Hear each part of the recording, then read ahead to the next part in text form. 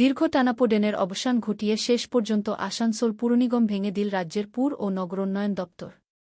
৭ জুলাই জারি হওয়া সরকারি নির্দেশে পশ্চিমবঙ্গ পৌর কর্পোরেশন আইন ২০০৬-এর ৭(১) ধারার অধীনে পুরনিগম বোর্ডকে ভেঙে দেওয়ার সিদ্ধান্ত নেওয়া হয়েছে। একই সঙ্গে আইএস অফিসার তথা আসানসোল দুর্গাপুর উন্নয়ন পর্ষদ বা আড্ডার এবং আসানসোল পুরনিগমের প্রাক্তন পুর কমিশনার অদিতি চৌধুরীকে প্রশাসক হিসেবে নিয়োগ করা হয়েছে। সরকারি নির্দেশে জানানো হয়েছে, প্রশাসনিক শূন্যতা এড়িয়ে নাগরিক পরিষেবা সচল রাখতেই এই সিদ্ধান্ত নেওয়া হয়েছে। নতুন নির্বাচিত পুর বোর্ড দায়িত্ব গ্রহণ না করা পর্যন্ত অথবা সর্বোচ্চ ৬ মাস প্রশাসকের হাতেই থাকবে পুরনিগমের সমস্ত প্রশাসনিক ক্ষমতা। প্রসঙ্গত, গত ২ মাস ধরে বোর্ড মিটিং না হওয়া, সম্পত্তি কর মকুবের সিদ্ধান্ত, প্রশাসনিক অচলাবস্থা এবং নাগরিক পরিষেবায় একাধিক অনিয়মের অভিযোগ তুলে আসানসোল পুরনিগমকে শোকজ নোটিশ পাঠিয়েছিল রাজ্যের পুর ও নগরোন্নয়ন দপ্তর।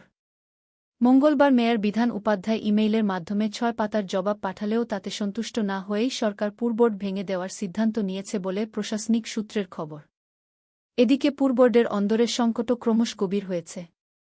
১০৬ জন কাউন্সিলরের মধ্যে ইতিমধ্যেই ৬ জন কাউন্সিলর এবং ২ জন বড় চেয়ারম্যান পদত্যাগ করেছেন। পাশাপাশি কাউন্সিলরদের সাম্মানিক ভাতা এবং গাড়ির জন্য বরাদ্দ ১০ লিটার পেট্রোলও বন্ধ করে দেওয়া হয়েছে বলে জানা গেছে। এর ফলে প্রশাসনিক ও রাজনৈতিক অস্থিরতা আরও প্রকট হয়ে ওঠে। শোকজ নোটিশের পরে গত সোমবার আসানসোল পুরনিগমের মেয়র বিধান উপাধ্যায়ের কলকাতায় গিয়ে তৃণমূল নেতা তথা রাজ্যের বিরোধী দলনেতা হেতব্রত বন্দ্যোপাধ্যায়ের সঙ্গে বৈঠক নিয়েও রাজনৈতিক মহলে জোর জল্পনা শুরু হয়। মঙ্গলবার মেয়র আসানসোল পুরনিগমে এসেছিলেন। রাজ্য সরকারের অভিযোগ খারিজ করে প্রশাসনিক সমস্যার অন্যতম কারণ হিসেবে উল্লেখ করেছিলেন। তার দাবি ছিল, পুর পরিষেবা ঠিকভাবে চলছে। রাজ্যের এই সিদ্ধান্তের পর রাজনৈতিক মহলে তুমুল চর্চা শুরু হয়েছে।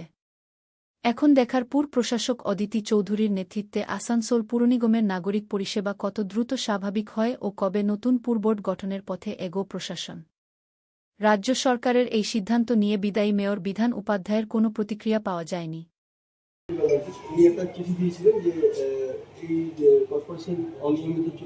অলরেডি আমি আপনাদের মাঝে দিয়ে দিয়েছি, যে চিঠিটা ওনারা করেছিলেন সেই চিঠিটাও দিয়েছি। আমি যা উত্তর দিয়েছি সেই উত্তরটাও দিয়ে দিয়েছি। যেটা আমি পাঠাচ্ছি সেটাও অলরেডি আমি আপনাদের সাথে সার্কুলেট করে দিয়েছি। কি জানতে চাওয়া হয়েছে? যেগুলো জানতে চাওয়া হয়েছিল যে বোর্ড মিটিং হচ্ছে না কেন। বোর্ড মিটিং এমনিতে আমাদের মে মাস খালি হয়নি, আর বোর্ড মিটিং এমনিতে 50 দিন পর করতে হয়। তো সেখানে মে মাসে আমাদের বোর্ড মিটিংটা হয়নি। জুন মাসেরটা করার জন্য আমাদের চেয়ারম্যান সাহেব যিনি ছিলেন তিনি অলরেডি চিঠি করেছিলেন, তখনই জুন মাসেই করেছিলেন। তারপরে যে কোনো কারণবশত হয়নি। তো সব কারণগুলি আমরা জানিয়ে দিয়েছি। 2 জন বড় চেয়ারম্যান ইস্তফা দিয়েছেন, এই সময় পুরো পরিষেবাটা করতে পারছেন? দেখুন, কর্পোরেশন থেকে পুরো পরিষেবা বলতে দেখুন, মানে যারা বড় চেয়ারম্যান আছে, যারা কাউন্সিলর আছে, তারা তো ব্যক্তিগত কি কারণে দিয়েছে সেটা তো তাদের ব্যাপার। দ্বিতীয়ত হচ্ছে যা পুরো পরিষেবা যেটা বলা হয়, ধরুন পরিষ্কার পরিচ্ছন্ন জল, সেগুলো যে সমস্ত আধিকারিকরা আছে তারা কিন্তু কেউ ছেড়ে দেয়নি বা চলে যায়নি। অর্থাৎ পুরো পরিষেবা যেটা রয়েছে সেটা নিশ্চিতভাবে পাচ্ছে। নগরায়ণ দপ্তরের পক্ষ থেকে চিঠিতে যেই অভিযোগ করা হয়েছে আসানসোল পুরসভার বিরুদ্ধে, সেই অভিযোগগুলো কি কতটা সত্যি আপনি কি মনে করছেন? উত্তর দিয়ে দিয়েছি, তো লেটারটাও দিয়ে দিলাম আপনাদের। লেটারটা পড়লে বুঝে যাবেন কি প্রশ্ন করেছিল, কি উত্তর দিয়েছি। অভিযোগ করা হয়েছে যে কার্যত অচল অবস্থা তৈরি হয়েছে আসানসোল কর্পোরেশন। যদি অচল অবস্থা মানে কি? অচল অবস্থাটা তো বুঝতে হবে কি, জল পাচ্ছে না, রাস্তাঘাটে ময়লা পড়ে আছে, লোকজন তো কাজ করে যাচ্ছে।